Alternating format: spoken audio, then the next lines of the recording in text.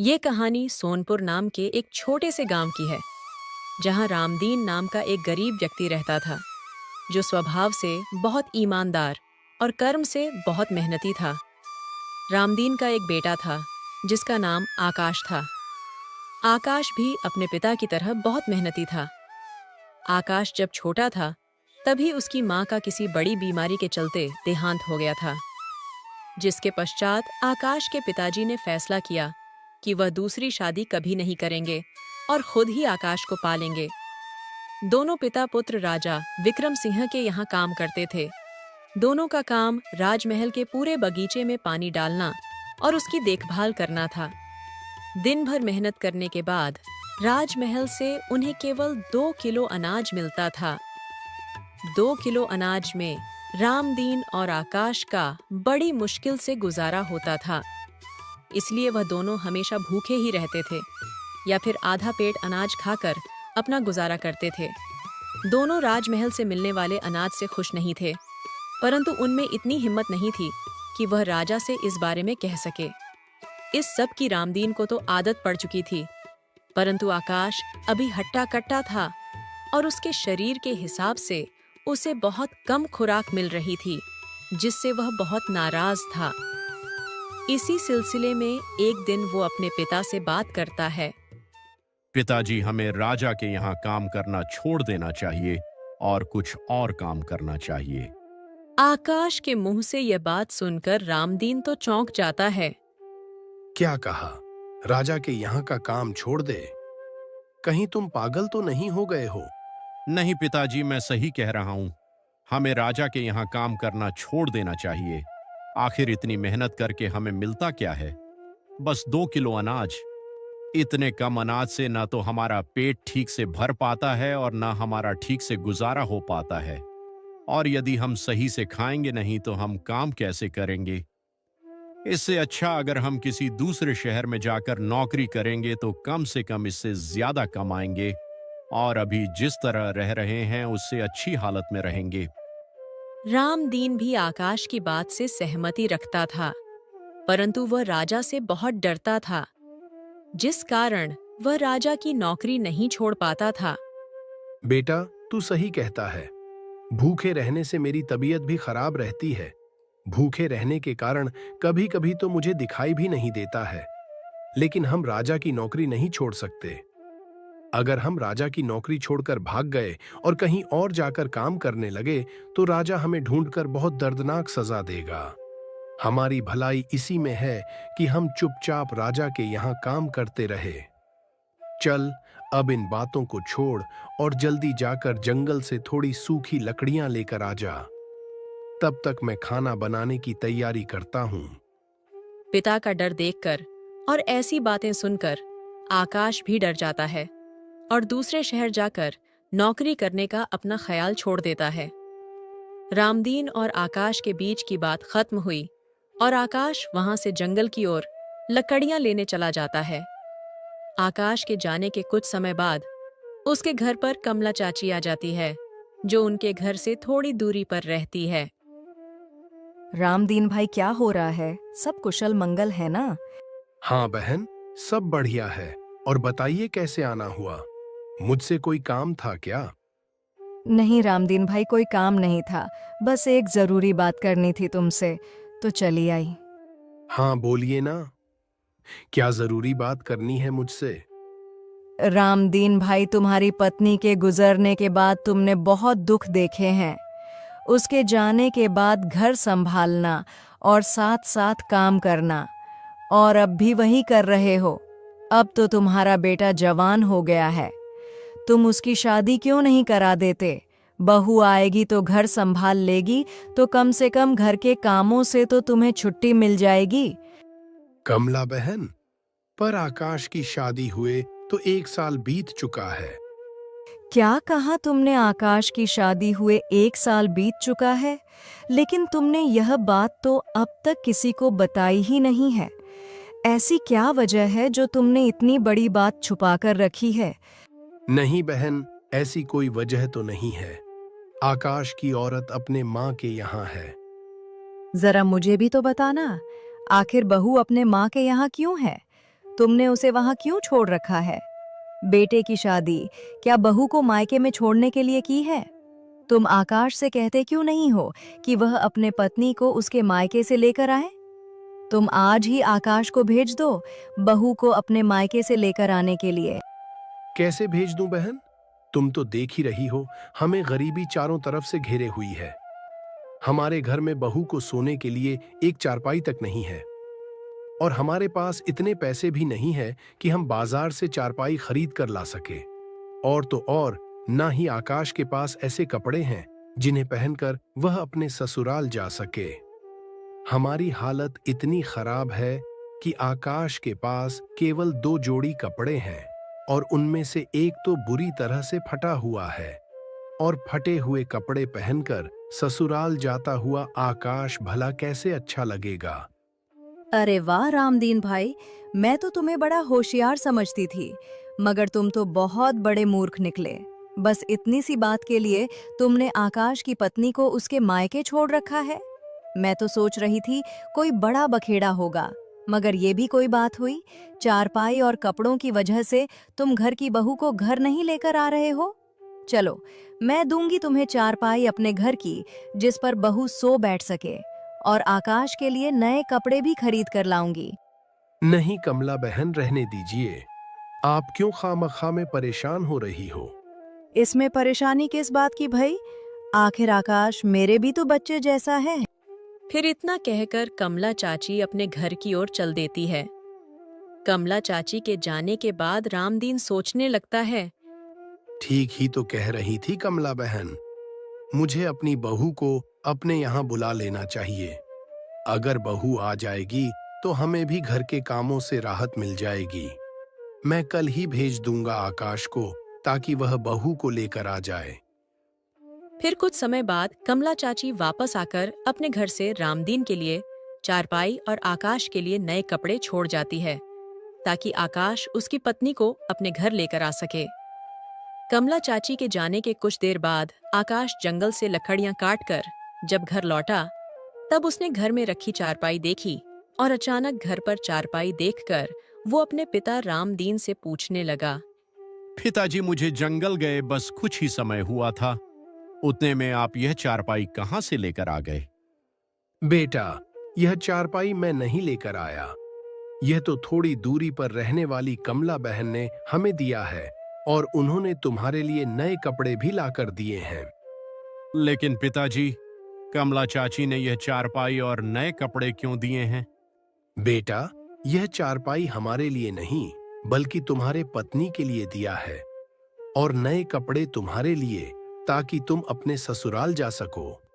बेटा, इन नए कपड़ों को पहनकर तुम कल अपने ससुराल चले जाना और अपनी पत्नी को लेकर आना। लेकिन पिताजी, हम अपना पेट ही बड़ी मुश्किल से भर पाते हैं। ऐसे में हम कोमल को क्या खिला पाएंगे? वह हमारे घर का ऐसा हाल देखेगी तो क्या सोचेगी? हाँ बेटा, मैं समझ रहा हूं तेरी बात भी, पर हम बहू को जिंदगी भर ऐसे ही उसके मायके में भी तो नहीं छोड़ सकते हैं ना। आखिर कभी ना कभी तो हमें उसको यहाँ लेकर आना ही होगा। इसलिए मैं कह रहा हूं कि तू कल ही जाकर बहू को उसके मायके से ले आ। ठीक है पिताजी, जैसी आपकी मर्जी। मैं कल ही जाकर कोमल को उसके मायके से ले आऊंगा।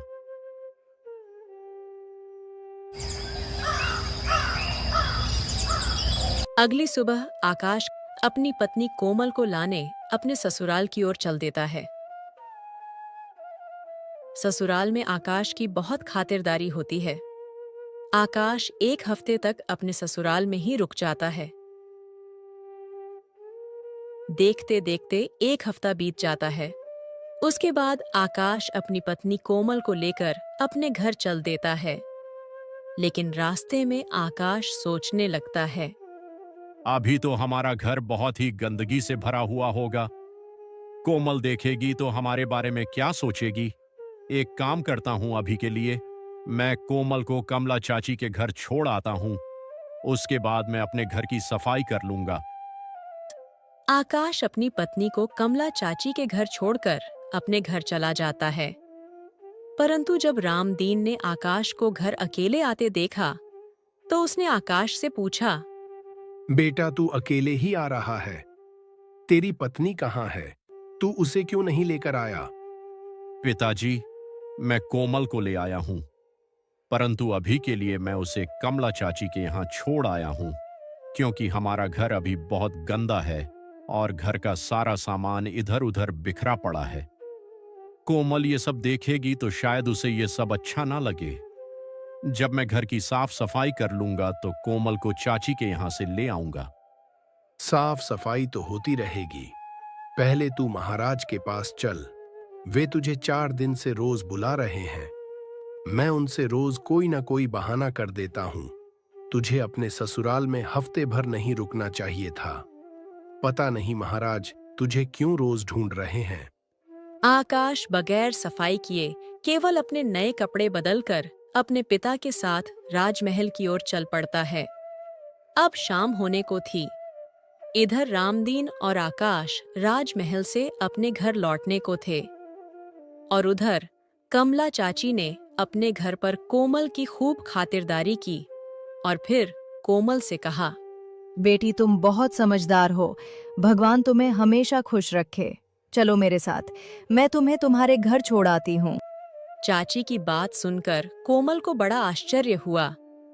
कोमल मन ही मन सोचने लगी कि क्या यह घर उसका नहीं है? तो उसने चाची से हिचकिचाते हुए पूछा, माँ जी, अगर यह घर आकाश का नहीं है तो फिर आकाश का घर कौन सा है? बेटी आकाश राजा के यहाँ काम करने गया है, इसलिए तुझे मेरे घर छोड़ दिया था। तू अभी नई नवेली दुल्हन है, घर में भला अकेली कैसे रहती? अब तो वो काम करके आने ही वाला होगा। उसके आने से पहले मैं तुझे तेरे घर छोड़ देती हूँ। फिर कमला चाची कोमल को उसके घर छोड़ आती है। कोमल को आकाश का घर देखकर बहुत आश्चर्य हुआ। पूरा घर गंदा पड़ा था। घर देखने में ऐसा लग रहा था जैसे सालों से घर में झाड़ू नहीं लगा हो। घर का सारा सामान इधर उधर बिखरा पड़ा था। एक कोने में 2-3 जोड़ी कपड़े रखे हुए थे, उन पर भी धूल की परत बिछी पड़ी थी। घर की ऐसी हालत देखकर कोमल की आंखों में आंसू आ जाते हैं। हे भगवान, पिछले जन्म में मैंने ऐसे कौन से पाप किए थे जिसकी सजा मुझे इस जन्म में मिल रही है? इस घर की हालत तो बहुत खराब है और इस घर में तो कुछ भी नहीं है। अब मैं क्या करूं? मुझे तो कुछ भी समझ में नहीं आ रहा है। कोमल बहुत ही होशियार और समझदार थी। उसने सोचा कि यह मेरे नसीब का एक हिस्सा है और मुझे कैसे भी करके इस मुश्किल से गुजरना ही होगा। वो हिम्मत करके उठी और घर के साफ सफाई में लग गई। कुछ ही देर में उसने पूरे घर को साफ कर दिया और इधर उधर बिखरा हुआ सामान सही तरीके से सजा दिया। उसके बाद वह कमला चाची के दिए हुए चारपाई पर बैठकर आकाश के आने का इंतजार करने लगी। इंतजार करते करते रात होने वाली थी, मगर आकाश और उसके पिता अभी तक घर नहीं आए थे। अब कोमल बेचैन होने लगी थी।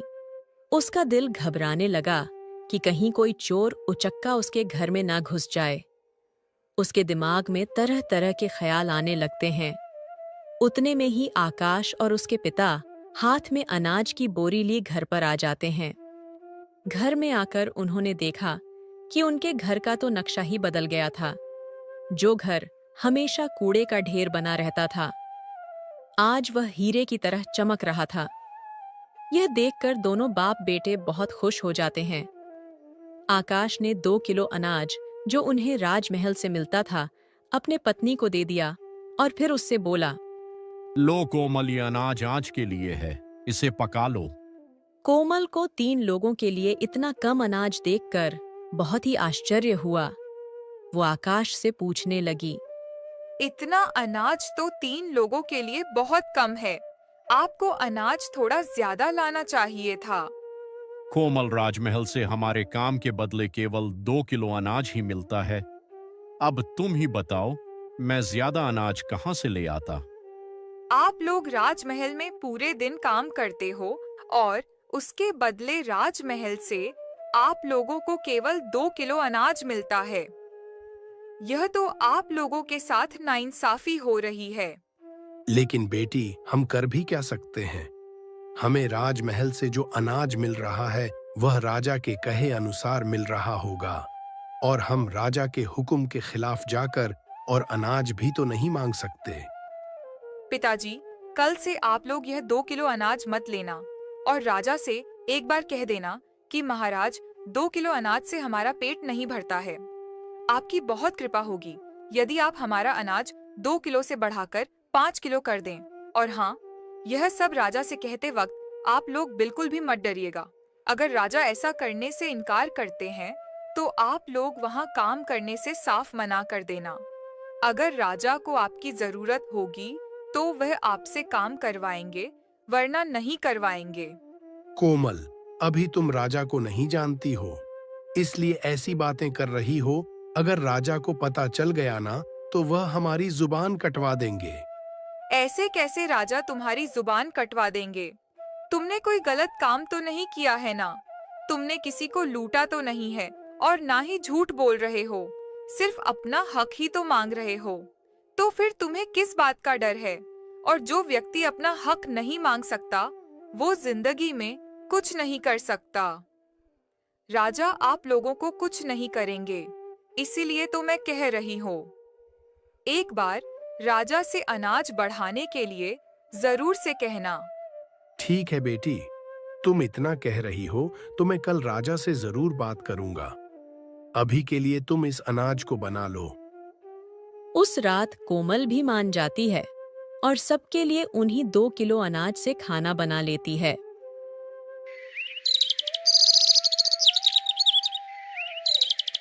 अगले दिन आकाश और उसके पिता रामदीन दोनों राजा से मिलने उसके पास चले गए और राजा के सामने पहुंचकर रामदीन ने राजा से कहा, महाराज, आज मैं आपसे अनाज को लेकर बात करने आया हूँ। महाराज, पूरे दिन महल के बगीचे में काम करने के बदले राजमहल से हमें केवल 2 किलो अनाज मिलता है। महाराज, इतने अनाज में हमारा गुजारा नहीं हो पाता है। हमें अक्सर भूखा ही रहना पड़ता है। इसलिए आपसे एक प्रार्थना है महाराज, अगर आप हमारा अनाज 2 किलो से बढ़ाकर 5 किलो कर देते तो आपकी बड़ी मेहरबानी होगी। रामदीन, ये बात तुझे मुझे पहले बताना चाहिए था ना। भूखा रहना अच्छी बात नहीं है। अगर तुम लोग भूखे रहोगे तो काम कैसे करोगे? मैं आज तुम लोगों का अनाज 5 किलो नहीं बल्कि 6 किलो कर देता हूं। फिर राजा मंत्री से कहता है, मंत्री, आज से रामदीन का अनाज 2 किलो से बढ़ाकर 6 किलो कर दिया जाए और महल में जितने भी मजदूर हैं उनके भी अनाज में बढ़ोतरी कर दी जाए। राजा का फैसला सुनकर दोनों बाप बेटे बहुत खुश हुए और 6 किलो अनाज लेकर खुशी खुशी घर चले गए। जब कोमल ने आकाश के पास अनाज की बड़ी बोरी देखी तब वह समझ गई कि राजा ने उनकी बात मान ली है। इस बोरी को देखकर लग रहा है कि राजा ने अनाज की मात्रा बढ़ा दी है। उन्होंने कुछ बोला तो नहीं? नहीं बेटी, राजा ने कुछ भी नहीं बोला। हमने तो महाराज से केवल 5 किलो अनाज मांगा था, लेकिन उन्होंने तो हमें 6 किलो दे दिया। आज से हमें रोजाना हमारे मेहनत के बदले 6 किलो अनाज मिलेगा। हम लोग खामखा महाराज से डर रहे थे, लेकिन महाराज तो बहुत दयालु है। उन्होंने हमारे साथ साथ राजमहल में काम करने वाले सभी मजदूरों के राशन में भी बढ़ोतरी कर दी है। सभी घर वाले बहुत खुश थे। रामदीन ने कोमल को बहुत दुआएं दी। कोमल बहुत होशियार थीं। राजा द्वारा दिए गए अनाज में से वह हर बार थोड़ा थोड़ा अनाज बचा लिया करती थी। इसी तरह कुछ महीनों तक उसने यही काम किया। फिर एक दिन उसने अपने ससुर से कहा, पिताजी, आज आप जब राजमहल जाओगे तब आप महाराज से मिलकर कहना कि मैंने अपने बेटे की शादी कर दी है। अब हम परिवार में 3 सदस्य हो चुके हैं और आप जो हमें अनाज देते हैं उससे हमारा गुजारा नहीं हो पाएगा। आपकी बड़ी कृपा होगी अगर आप हमारा अनाज थोड़ा और बढ़ा देते तो। ठीक है बेटी, मैं कल काम करने के बाद जब मैं महाराज से मिलूंगा तब उनसे यह बात कहूंगा। अगले दिन राजमहल का काम खत्म करने के बाद रामदीन और आकाश महाराज के सामने पहुंच जाते हैं। महाराज, मैंने अपने बेटे आकाश की शादी कर दी है। अब हमारे परिवार में 3 सदस्य हो गए हैं। अगर आप हमारा अनाज थोड़ा और बढ़ा देंगे तो आपकी बड़ी कृपा होगी।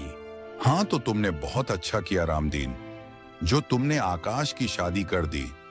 मैं आज ही मंत्री से कहकर तुम्हारा अनाज बढ़ा दूंगा। मंत्री, आज से रामदीन का अनाज 6 किलो से बढ़ाकर 10 किलो कर दिया जाए। राजा की यह बात सुनकर रामदीन और आकाश दोनों बहुत खुश हो जाते हैं। दोनों बाप बेटे 10 किलो अनाज लेकर खुशी खुशी अपने घर की ओर निकल गए। 10 किलो अनाज देखकर कोमल भी बहुत ज्यादा खुश हो जाती है। अब वह 10 किलो अनाज में से वह आधे से भी ज्यादा बचा लेती थी और बाकी बचे हुए को वह पका लेती थी। ऐसे ही साल भर चलता रहा। अब कोमल ने काफी अनाज जमा कर लिया था। फिर एक दिन वो अपने पति और ससुर से बोली, पिताजी, कल से आप लोग राजा के यहाँ काम करने नहीं जाओगे। आखिर कब तक आप लोग ऐसे मजदूरी करोगे? मजदूरी करने से सिर्फ पेट भरा जा सकता है। आप आज जाकर महाराज से बोल देना कि मैंने और मेरे बेटे ने गांव में छोटी सी दुकान खोली है, तो मैं और आकाश अब राजमहल में काम करने नहीं आ पाएंगे। और यदि महाराज कुछ कहे तो थोड़ा अपनी तबीयत का बहाना बना लेना। लेकिन बेटी, हम मजदूरी नहीं करेंगे तो क्या करेंगे? हम तो कुछ कर भी नहीं सकते। आप लोग चिंता मत कीजिए। राजमहल से आप लोग जो अनाज लेकर आते थे, उसमें मैंने थोड़ा थोड़ा करके काफी अनाज जमा कर लिया है। आप लोग बाजार में एक दुकान खोल लो और यह अनाज बेचो। भगवान ने चाहा तो दुकान बहुत जल्द ही अच्छे से चलने लगेगी। कोमल की बात सुनकर रामदीन और आकाश थोड़ा चौंक तो जाते हैं, पर उन्हें पता था कि कोमल कुछ सोच समझकर यह कह रही होगी। ठीक है बेटी, मैं आज ही महाराज से यह बात कर लूंगा और फिर घर आते आते बाजार में एक अच्छी सी दुकान भी देख लूंगा और फिर हम कल से उसमें अनाज बेचना शुरू कर देंगे। रामदीन ने गांव के बाजार में एक दुकान किराए पर ले ली और अगले ही दिन अनाज बेचना शुरू कर दिया। कुछ ही दिनों में उनकी दुकान काफी अच्छी चलने लगी। दुकान पर हमेशा ग्राहकों की भीड़ लगी रहती थी। ये देखकर बाप बेटे दोनों बहुत खुश रहने लगे। दोनों जब भी दुकान से घर आते तो घर के लिए कुछ न कुछ सामान जरूर लाते। देखते देखते कुछ महीने ऐसे ही बीत जाते हैं। एक दिन ऐसे ही कोमल अपने घर के बाहर बैठी होती है। तभी उसकी नजर एक कोने पर पड़े हुए सोने के हार पर जाती है। सोने का हार देखकर कोमल की आंखें आश्चर्य से खुली कि खुली रह जाती है। कोमल जल्दी से उस हार को उठा लेती है और उसे घर में ऐसी जगह पर रख देती है जहां किसी की नजर ना पड़ सके। उसी दिन गांव के चौराहे पर राजमहल के ढिंडोरची ने ऐलान किया कि रानी का हार एक चिड़िया ले उड़ी है। किसी को मिले तो राजमहल में लाकर दे दे। रानी की हार की खबर पूरे गांव में फैल गई। हर किसी के जुबान पर रानी के हार की चर्चा थी। जब यह बात कोमल को पता चली, तब भी उसने रानी के हार की बात को किसी से जिक्र नहीं किया। इसलिए राजा को अभी तक रानी का हार नहीं मिला था। राजा बहुत परेशान था।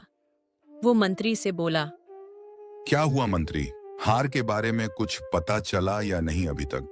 नहीं महाराज, अभी तक तो कुछ पता नहीं चला है, लेकिन हार की तलाश जारी है। मंत्री, तो एक काम करो, फिर से पूरे राज्य में ऐलान करवा दो कि रानी का हार अभी तक नहीं मिला है। जिसे भी वह हार मिले वो बिना डरे आकर राजा को बताए। जो भी हार लाकर देगा उसे मुंह मांगा इनाम दिया जाएगा। राजा के कहते ही मंत्री ढिंडोरची से फिर से पूरे नगर में ऐलान करवा देता है। सुनो गांव वालों, एक चिड़िया रानी का सोने का हार लेकर उड़ गई है। जिस भी व्यक्ति को वह हार मिल जाए, उस हार को वह महाराज को लाकर देगा तो राजा उसे मुंह मांगा इनाम देंगे। ये खबर अब कोमल तक पहुंच जाती है। कोमल फौरन से अपने पति और ससुर से कहती है, मैंने सुना है कि रानी का सोने का हार कोई चिड़िया लेकर उड़ गई है और राजा उसे ढूंढ रहे हैं। और जो भी उसे ढूंढेगा उसे राजा मुंह मांगा इनाम देंगे। कहीं राजा झूठ तो नहीं बोल रहे हैं? नहीं बहू, राजा कभी झूठ नहीं बोलते हैं। वह जो भी बोलते हैं उसे जरूर पूरा करते हैं। पिताजी, वो रानी का सोने का हार हमारे घर के बाहर पड़ा हुआ था। अब वह हार मेरे पास है। आप वह हार ले जाकर राजा को दे दीजिए। कोमल वह सोने का हार निकालकर रामदीन को दे देती है। रामदीन भी वह सोने का हार ले जाकर राजा को दे देता है। रानी का हार देखकर राजा भी बहुत खुश होता है। हार मिलने की खुशी में राजा रामदीन से कहता है, रामदीन, आज मैं बहुत खुश हूं और शर्त के मुताबिक तुम्हें जो मांगना है मांग लो। रामदीन, मैं जानता हूं तुम एक सच्चे और ईमानदार व्यक्ति हो, लेकिन तुम्हें कुछ ना कुछ तो चाहिए ही होगा। मैं आज तुम्हें जो चाहिए वह देने को तैयार हूं। मांगो, क्या चाहिए तुम्हें? ठीक है महाराज, अगर आप इतना कह रहे हैं तो एक बार मैं मेरे परिवार वालों से बात कर लेता हूँ, फिर आपको बताता हूँ। ठीक है रामदीन, तुम अपने परिवार वालों से बात करके मुझे कल बता देना।